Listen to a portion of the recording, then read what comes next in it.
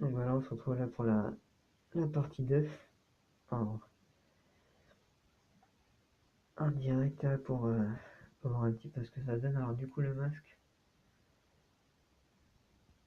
et il est vraiment bien. Ce qui est bien, c'est que donc du coup il va être très étanche. Et pour arriver à avoir le filtre arrive à peu près à ce niveau-là. C'est vraiment bien plaqué quand il est bien mis. Donc du coup c'est assez confortable. Ça prend bien le visage parce que du coup le matériel qui est usé pour l'intérieur autour et qui prend le contour en fait du nez et de la bouche de la mâchoire, il est assez souple, donc du coup ça va, c'est plutôt agréable, alors que la plupart du temps c'est un silicone. Donc du coup c'est relativement peu pratique. Et puis même si bon, certains matériaux, à part les filtres, sont un petit peu particuliers comme le polyester, polystyrène, etc. Ce qui est un peu dommage, mais bon. Du coup le masque est vraiment bien et c'est quand même important, surtout en ville en fait, d'être avec un masque comme ça. Quand on connaît un petit peu certains faits justement sur l'air ambiant, à quel point il est un peu pollué justement et à quel point ça touche en fait la santé des gens. Donc du coup celui-là est, comme on disait tout à l'heure, il est un peu cher, mais au moins il va être efficace. Parce qu'en le testant justement en intérieur c'est plutôt pas mal. Donc du coup aussi comme d'habitude les conseils pour pouvoir prendre justement comment dire euh,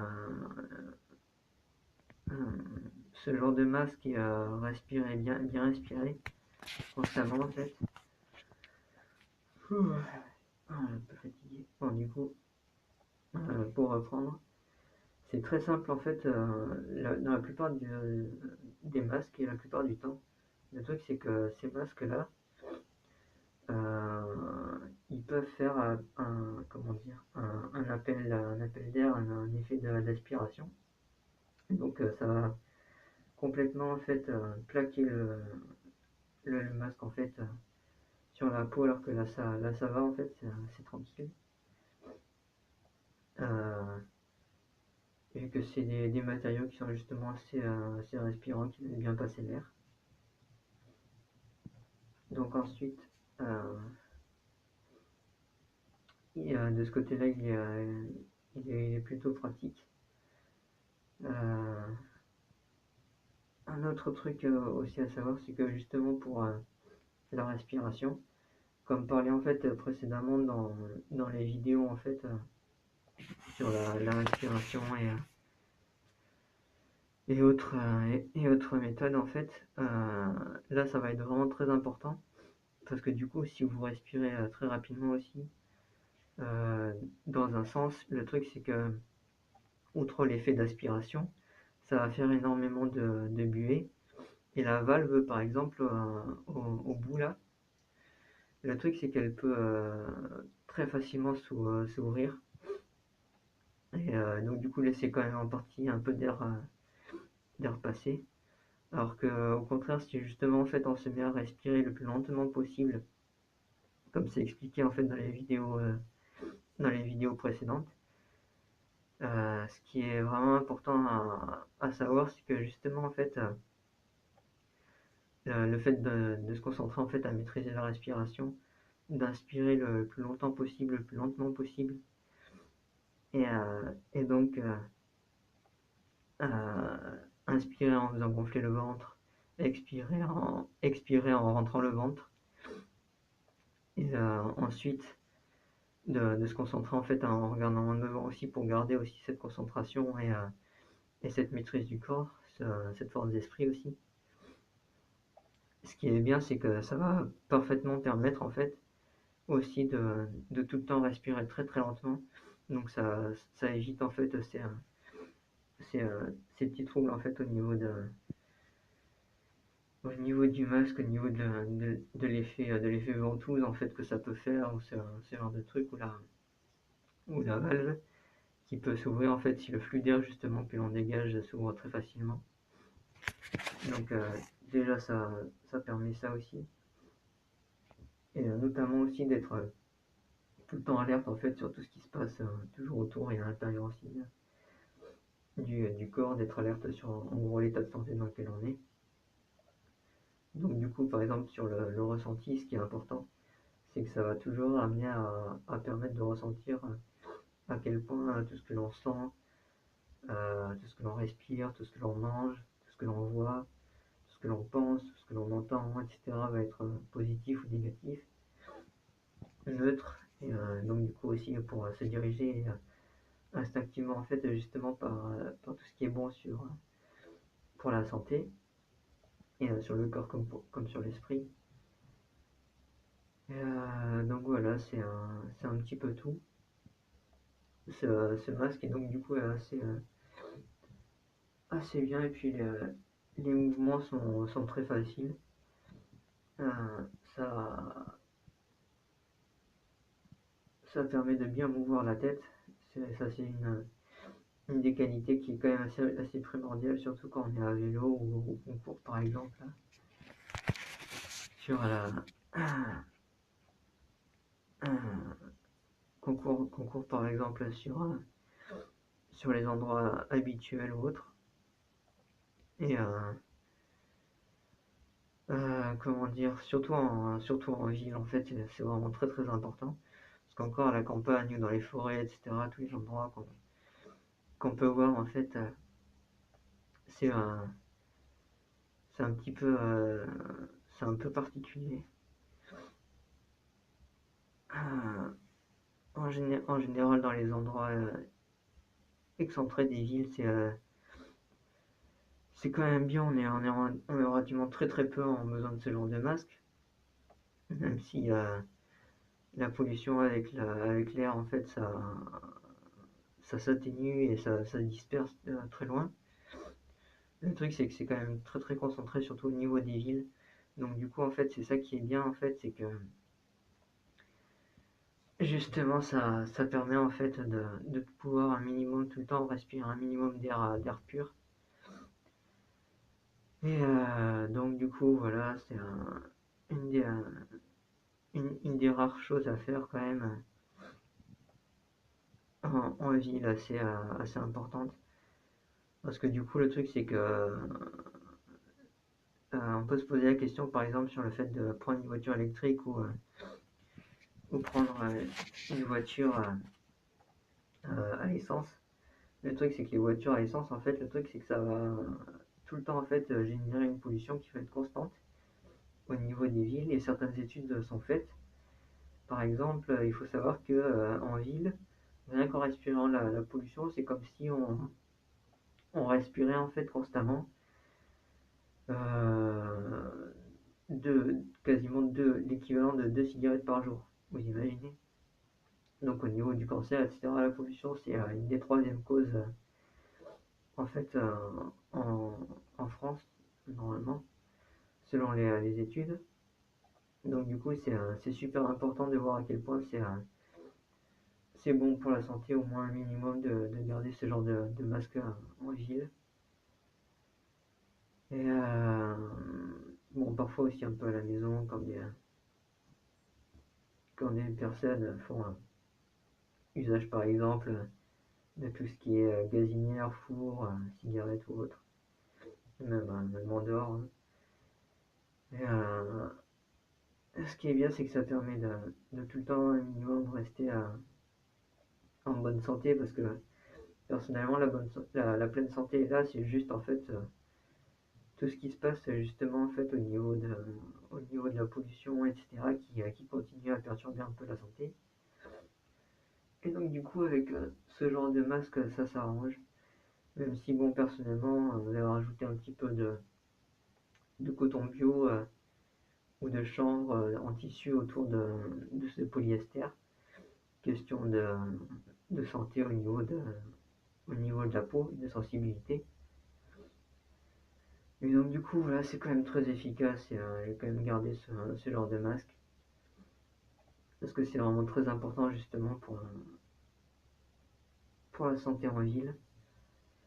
Et surtout en faisant beaucoup de sport, justement, ça va être bien pratique. Donc voilà. Après, le masque, il est avec un design qui est quand même assez bien foutu. Et c'est vraiment ça, en fait. C'est vraiment le truc, il prend vraiment bien le visage. Et il faut bien le, le plaquer. Donc du coup, ce qui est bien, c'est que ça filtre super bien. Et ça, c'est super cool. Donc du coup, voilà, si vous pouvez prendre ce type de masque, enfin n'importe quel type, qui soit un minimum efficace et qui tienne bien au visage, quel que soit le masque, honnêtement, allez-y. Parce que surtout en ville, ça va être quelque chose d'assez important pour les personnes donc, qui veulent vivre un minimum sainement. Parce que par exemple, le truc c'est qu'on peut se poser la question sur la fabrication par exemple des voitures électriques. Mais il faut savoir que par exemple, la fabrication des voitures à essence, elles sont aussi dotées de batteries, peut-être moins qu'une électrique, question de capacité des batteries, etc. Évidemment. Le truc c'est que justement en fait on est en besoin euh, de, de diminuer, voire même d'annihiler complètement cette pollution tout autour des villes. Donc il reste encore le problème et la question en fait des usines. Bon, en évitant d'acheter ce qui ressort des usines en grande partie. Bon, du coup, là, le masque, c'est une exception, mais bon, bref. Ça permet quand même de s'en protéger, donc c'est important. Euh, Ce qui est important de voir surtout, c'est que, outre les usines, comme le disait Coluche, par exemple, si on n'achète pas, ça ne se vend pas. C'est quelque chose qui est assez important à voir. Et par exemple, pour les voitures, le truc, c'est que, outre la fabrication qui va être problématique, autant pour la fabrication des voitures à essence que des voitures électriques, c'est quand même préférable d'être en électrique parce que déjà, ça va réduire de 50%, voire même jusqu'à 80% de la pollution en fait, des villes. Parce que du coup, elle est en majorité due donc, du coup, à cause des voitures. Et à la limite, les usines, vu le peu d'usines qui est présente, même si on en trouve beaucoup, par rapport au nombre de voitures en fait, qui constamment en fait, utilisent du gaz, enfin, pardon, sort du gaz et utilise justement de l'essence et des combustibles. Le truc c'est que en, en majorité c'est beaucoup les voitures en fait qui font vraiment ce fog. Ce qu'on appelle ce fog, ces nuages, ces pollutions vraiment importantes en fait autour des villes. Ça fait un peu comme un gros brouillard en fait tout autour de les villes au-dessus. Donc du coup, c'est quelque chose qui est plutôt assez important en fait à prendre en compte. C'est que ça va pouvoir de le diminuer de plus de moitié suivant les villes, voire même encore plus sur les villes, suivant aussi le nombre d'usines qui sont présentes. Et après, ben, il reste aussi comment dire, l'idée en fait du nucléaire qu'il faudrait justement changer et préférer par exemple faire de l'éolien par exemple euh, domestique à la maison plutôt que le solaire qui donc du coup avec des panneaux qui sont relativement peu recyclables ou alors trouver des matériaux qui vont être justement facilement recyclés et, et d'autres petites choses comme ça. On peut toujours trouver des solutions, c'est ça qui est bien en fait. Euh, donc du coup, ce qui est important de voir, c'est on peut toujours agir en fait pour trouver des solutions non polluantes ou au moins le minimum possible pour petit à petit aussi arriver à une transition vers justement quelque chose de parfaitement sain qui aidera grandement à améliorer le train de vie parce que c'est en grande partie aussi pour ça que par exemple quasiment toutes les villes de France en fait petit à petit vont arriver à des centres-villes piétons Pourquoi? Pour éviter justement ce gros fog de pollution en fait autour des villes, des grands axes routiers, etc. Donc du coup, c'est vraiment primordial en fait à faire. Et bon, après, là, il reste encore le truc des batteries, mais par exemple, les batteries, ils sont en train de développer en fait en ce moment des batteries qui vont être de plus en plus parfaitement recyclables à 100% et avec des matériaux naturels. Donc du coup, ça va être en plein développement en fait en ce moment, et ça, c'est quelque chose qui va être primordial à voir parce qu'on va pouvoir aussi après petit à petit rouler en électrique de façon parfaitement saine. Et même par exemple les pneus qui à la base, pour une grande partie, sont faits à base de pétrole.